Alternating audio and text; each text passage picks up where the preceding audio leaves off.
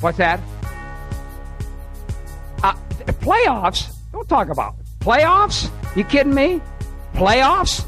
I just hope we can win a game.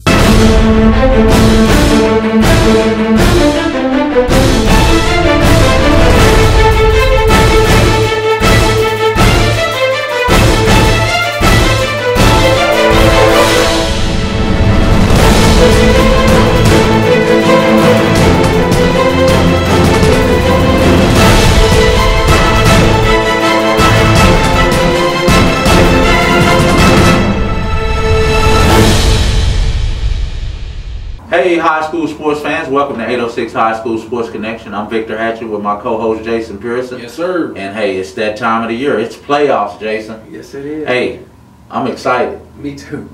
What you think about that? Give us the rundown on the playoffs. Man, it's going to be a lot of great matchups. A lot of tough matchups for some teams, but we still going to root for the 806 teams. But overall, you know, the teams that got in, a lot of them, everybody has a shot, actually, because it's the playoffs. Yeah. But it's just looking around the whole scene and the atmosphere, it's going to be a lot of good games Yes, in the first round. And those teams that got buys in the 2A divisions, I'm sure they'll need to, like Crosby, Tennessee, Graves. Had a couple of injuries that bye does them well. Yeah. They'll be ready for the playoffs. Let's go into 6A matchups in Region 2. You got Friendship taking on El Paso Eastwood on a Thursday night in Artesia, New Mexico at 7 o'clock. That'll be a great game. You got Monterey winning the coin toss, getting the home game against El Paso Americas Friday night at Plains Capital Park, Lowry Field. Yes. What a game that's going to be. And then you have a doubleheader. Both Amarillo teams will be playing El Paso teams at Midland Grand Communication Stadium at 4 o'clock. Amarillo will take on El Paso Franklin. And then you have Tascosa.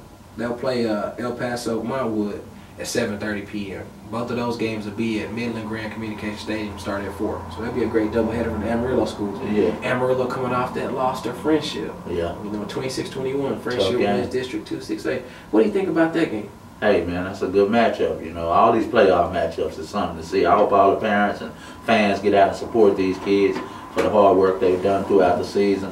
And you just wish them all well going down the line. Oh, yeah. Let's jump into 5A.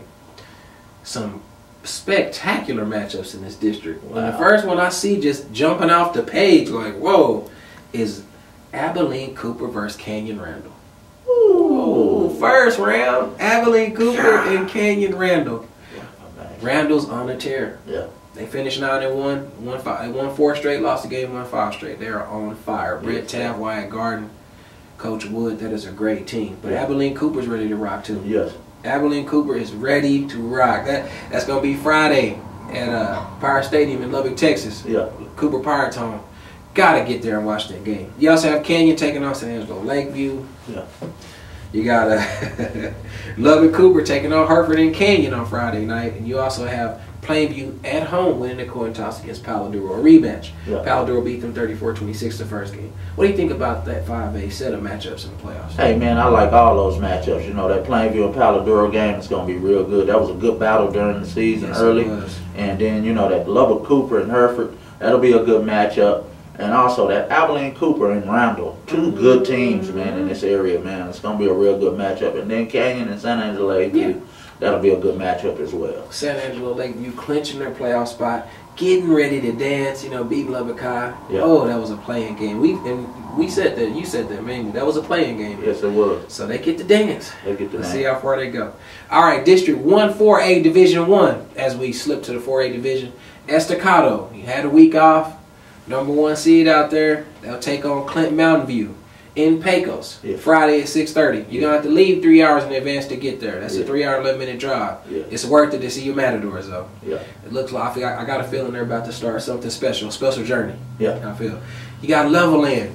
How about Levelland winning 70-64 over Pampa in overtime, double overtime actually?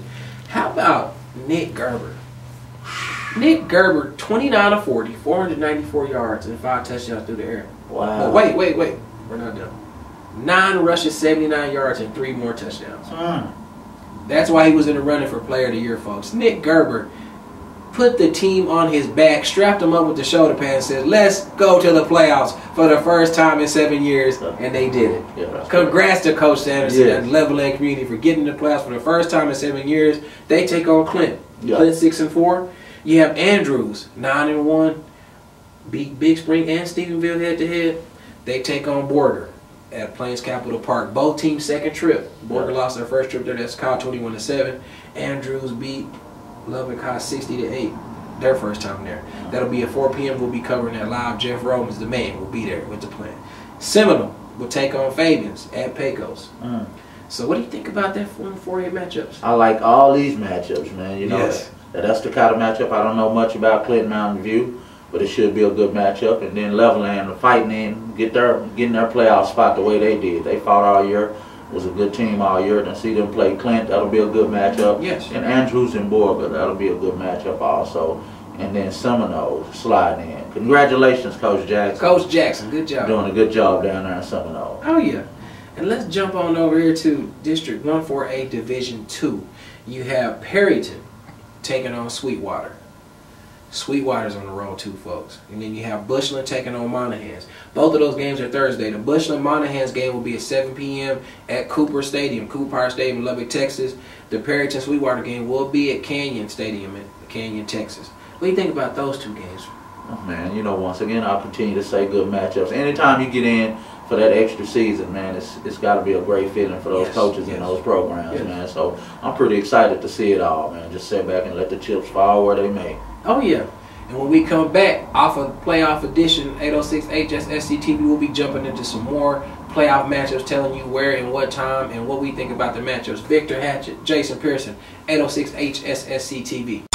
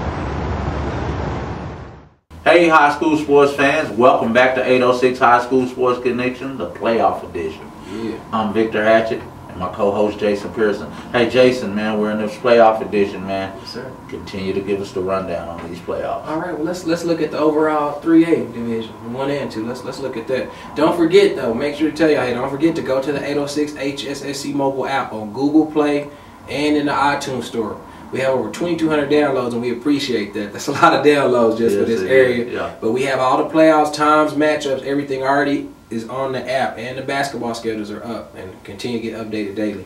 Let's jump into 3A Division 2. You had Spearman get the number 1 seed, beat Idalou 40-21, undefeated, dangerous. The Lynx are the real deal. Yeah. They get the CB Mustangs on Saturday night in Weatherford, Oklahoma. So, that's a little bit of traveling for both of them teams.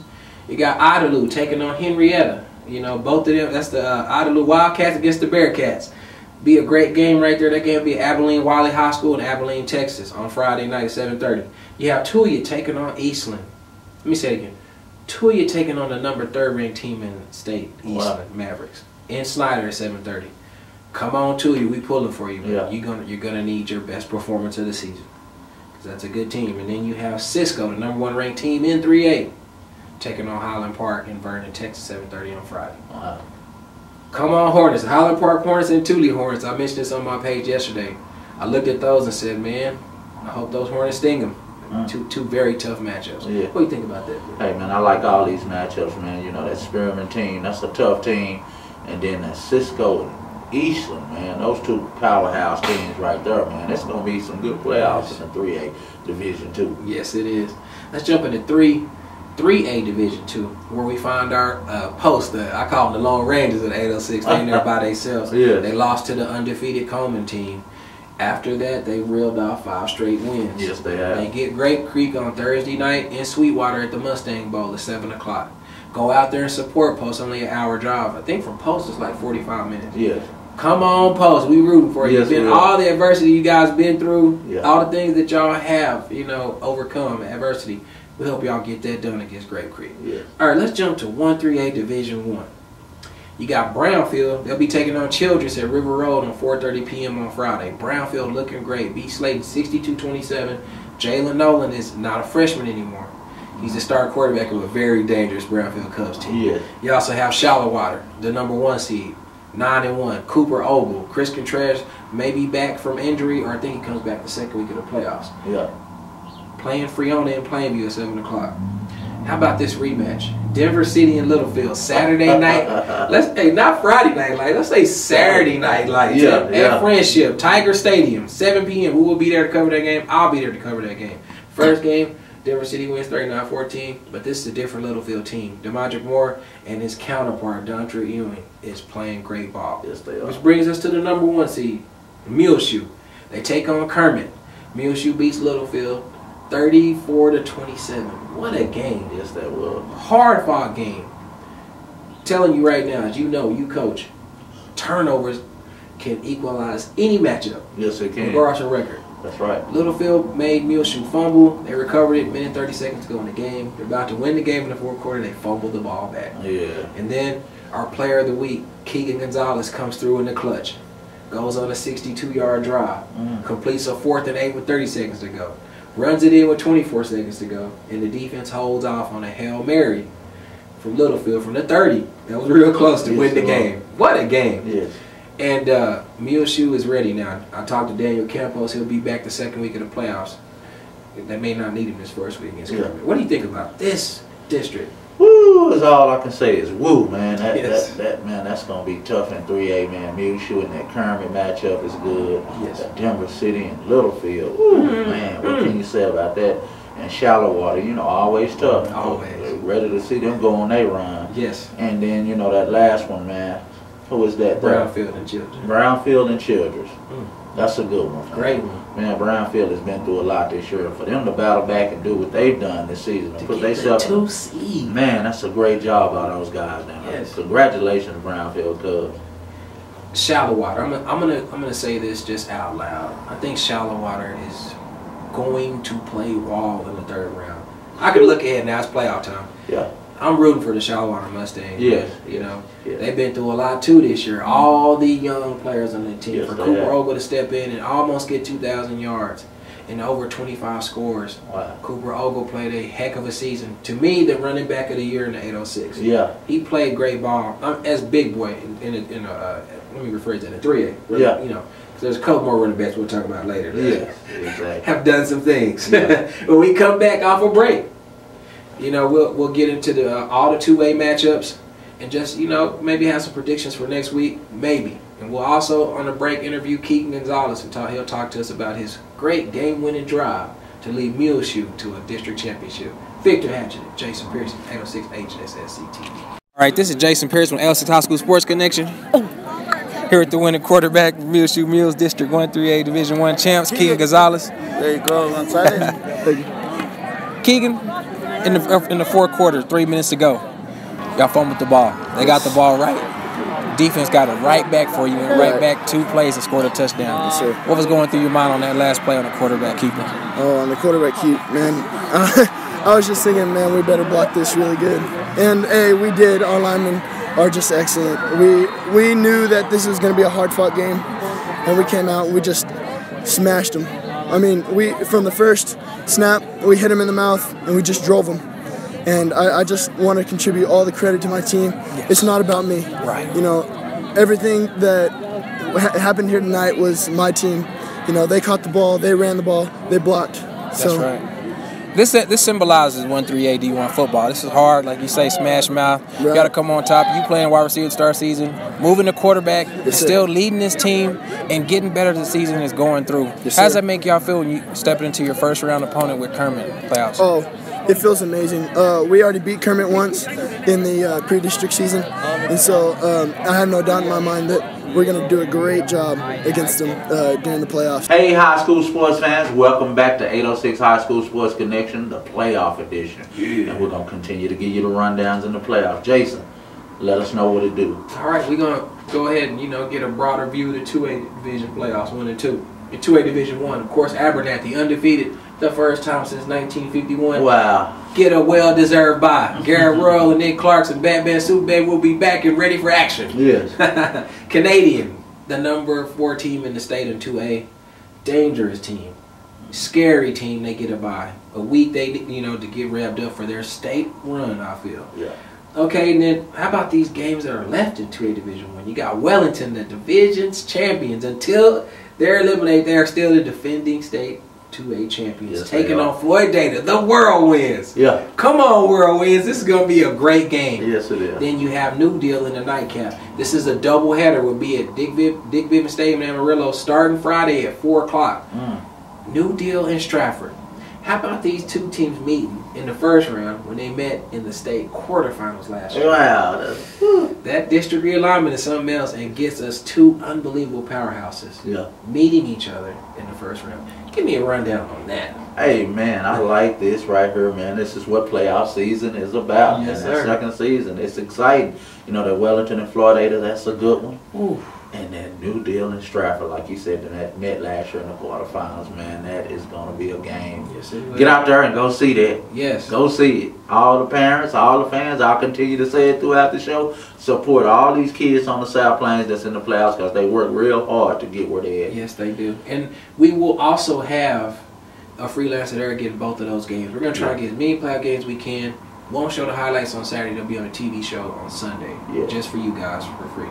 How about let's see Wellington, Colton Long, you got Floydada, Corbin Nutt, New Deal's getting healthy. The Jackson boys, Baylor Bean, Chris Vasquez, man, and Stratford is no pushover. Yeah, I can't. Both of those games are going to be. Those to me are 3rd round worthy games. Yes, they are. Get them in the first round. I don't know if that's a blessing or a curse. We'll see pretty soon. Okay, let's jump into the 2A Division 2. You got Farwell and Booker both receiving byes. Then you got Spring Lake Earth will take on Groover.